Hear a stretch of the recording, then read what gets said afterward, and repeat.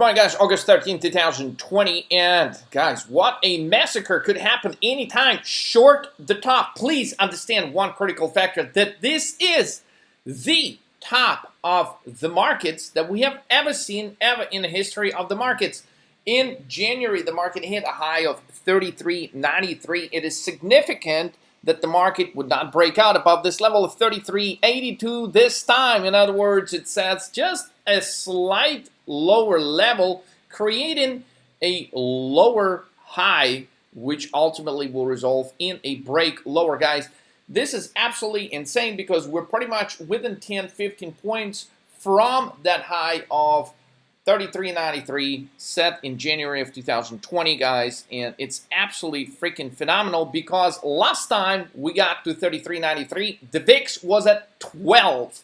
This time the VIX is at 22, and that is the biggest divergency that nobody is actually talking about because everybody's so focused on the recovery. But we can't ignore divergences like this. This is probably the best time ever to short this market today on August 13, 2020. I sure hope, okay, you've brought your action skills to the table today because it is time to pull the trigger. Cisco Earnings, guys, the stock is down huge, okay? This is a sign that they are freaking taking money out of the technology stocks, okay? Better good earnings, they pop and they drop. There is a bear reversal we're expecting today in the move to formation, and what appears to be the initial reaction of the market higher to the selection of Kamala for the Democratic nominee. Okay, officially, this positive reaction could have a rather sobering effect today or tomorrow, and we could actually, the market could rethink the situation, and this could be a definite negative. With that said, there is one stock on the radar which we're interested by some calls right here, AZPN. But overall, we want to focus on shorting these names right here. Why? Shooting up to the moon, pre-market at 92 bucks at the open. We want to pull the trigger.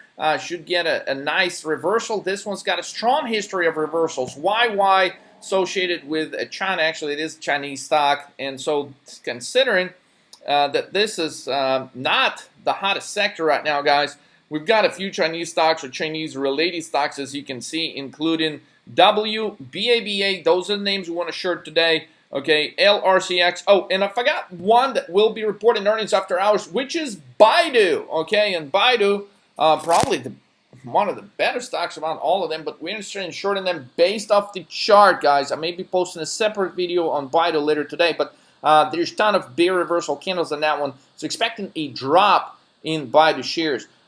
Tesla, sort of China-related too.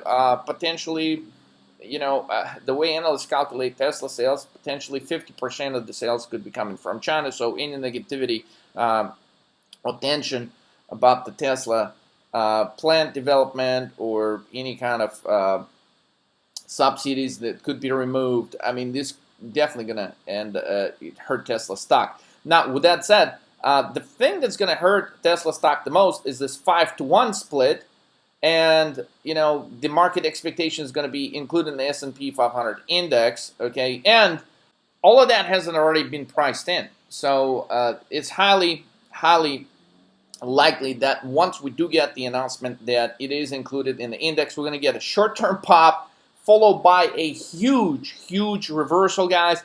I don't want you to trade this Tesla puts right now. I just want you to buy them and add them, stair-step to them, because, look, Tesla pre-market is at 1627, okay?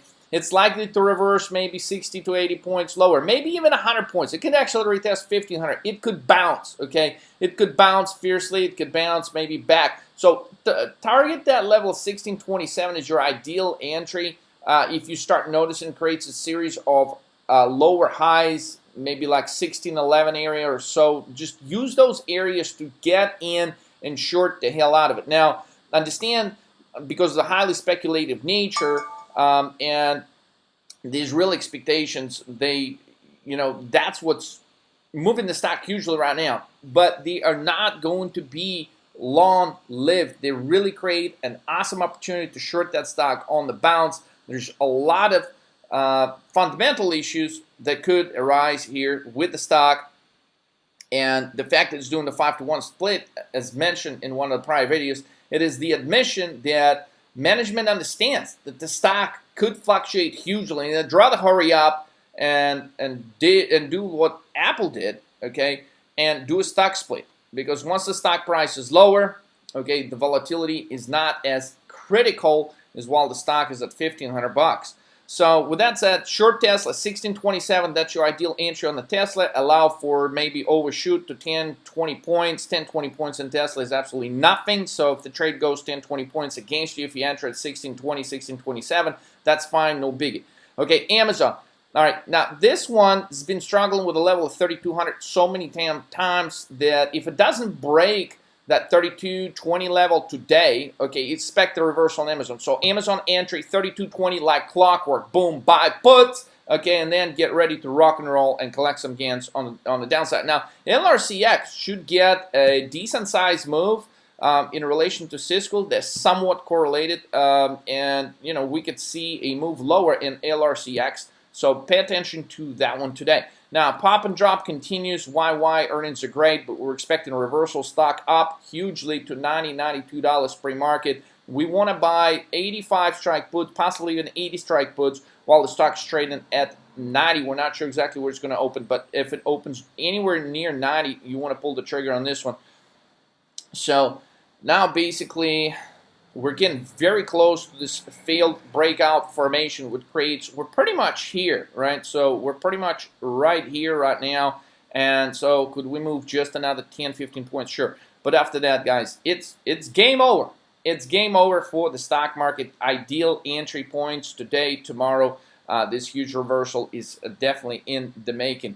Huge bear reversal, that is. So next market move for today, guys, based off what we just said, bear reversal, 2 or 11 moves. So intraday, even though when the market stages this bullish moves like a move 7 formation, we're noticing it keeps creating that move 11 intraday. So your ideal entries are on shorting the bounces within that move 11, trying to catch the top of that move 11, which typically has been happening between, you know, 10 and 12, and we go for a drop off, market bounces, creates another variation of 11 intraday. So focus on shorting those bounces, and you're going to do exceptionally well.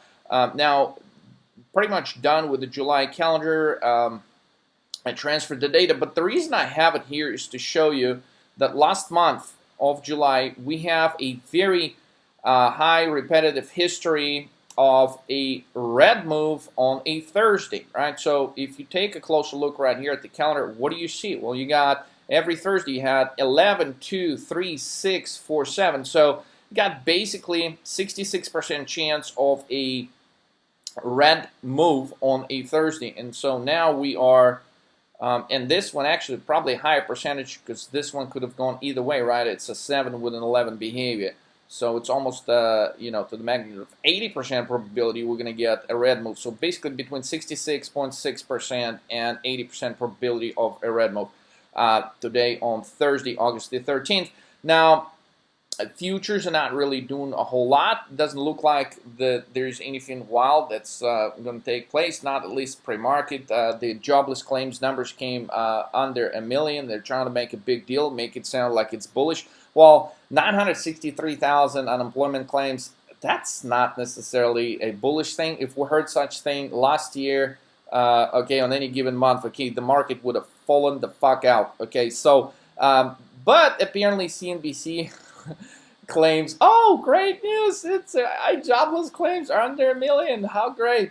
Okay, so all of these move 7s, okay, that I'm about to show you guys, or you've seen them on the July calendar, and we transfer them to the August calendar to give you a better picture here. So all of these 7 moves, they're bullish moves, right? They keep buying the dip, but with that, VIX cannot officially break under 22. So double top with VIX at 22. Hell yes, I want to short this market. So check this out. So all of these moves, right, if you take a look at all these 7s, right, they have one thing in common, right?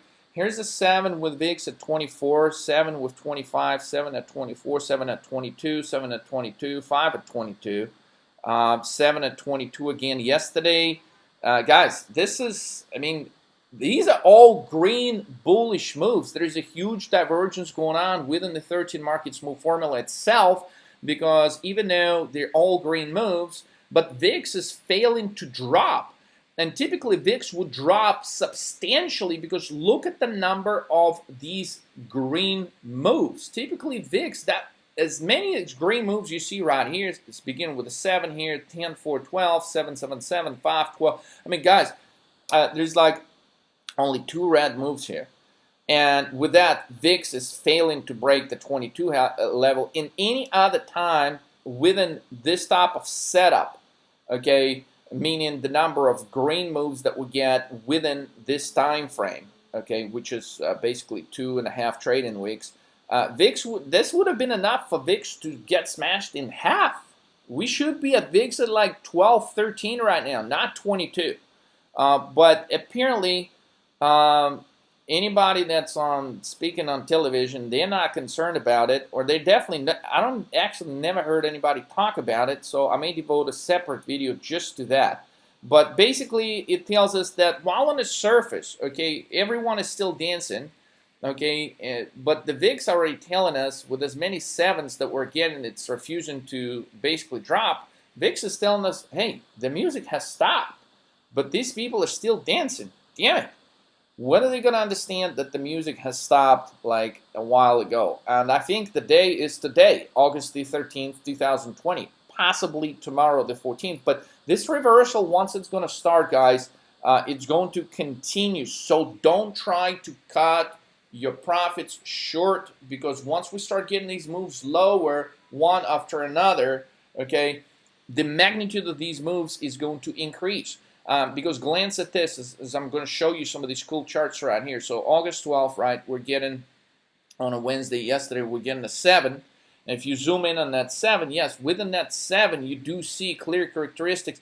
And sometimes the 7, yeah, it'll have an easy pullback, but what it will do, it's not going to round up and create what resembles often in these move 11s would be like a head and shoulder formation intraday on a certain time frame. Well, if you focus on these, right, I mean, here's your shoulder, boom, pop, like this could be the head of the formation. But this one for sure, right, you got the shoulder pop at 33.82, a reversal sideways to lower. Guys, all of these, they're pyramid formations, and so typically within the side of move 7, can we get them? Sure, but these are like almost very well-defined tops right now, and they coincide with some very, very critical levels that the market is having a very difficult time breaking out of. So if we take a look at the 2-day sequence right here of 6-7, I mean, it is absolutely shocking when you look at the size of the move here.